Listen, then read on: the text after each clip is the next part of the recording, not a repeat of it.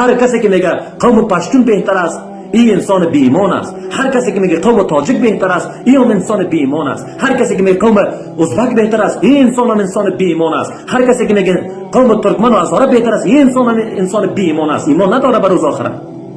ما یگانه معیار برتری ما در زبان ما نیست. معیار برتری ما فقط و فقط در تقوا و پرهیزگاری است. خود مسلمان میگیریم اما جان ما را فدای قوم و قبیله و نژاد پرستی میکنیم. هر کسی که به کتاب الله ایمان داشته باشد قوم پرستی نمی کند، زبان پرستی نمی کند و میداند که قوم پرستی و زبان پرستی کفر است.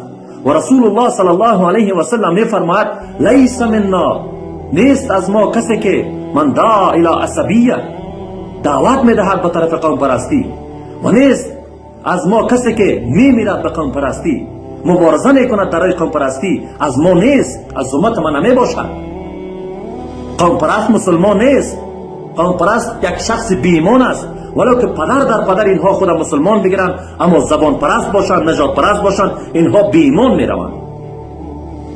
یگانه سبب و یگانه دلیل بدبختی افغانها این است که سالهای سال در قوم پرستی گرفتار هستند.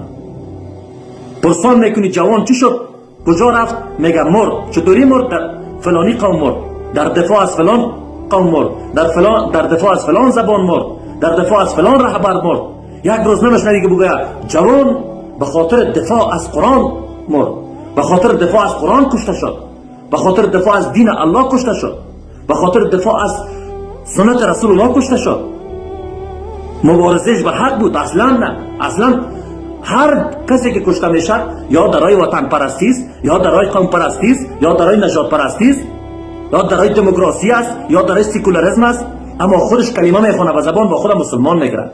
مسلمان الله پرست میباشد، مسلمان یکتا پرست میباشد. و هر مسلمانی که واقعا به الله ایمان داشته باشد، به رسول الله ایمان داشته باشد، به روز آخرت ایمان داشته باشد، یقین می داشته باشد، باور می داشته باشد که یگانه معیار برتری در بین مسلمان ها، در بین انسان ها فقط و فقط تقواست، ترس از الله است. هر کسی که واقعا از الله ترسید اینمی بهترین است، برتر است.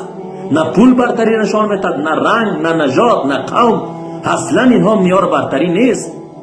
پس مسلمان بر حذر باید باشه که قوم پرستی نکند، نژاد پرستی نکند.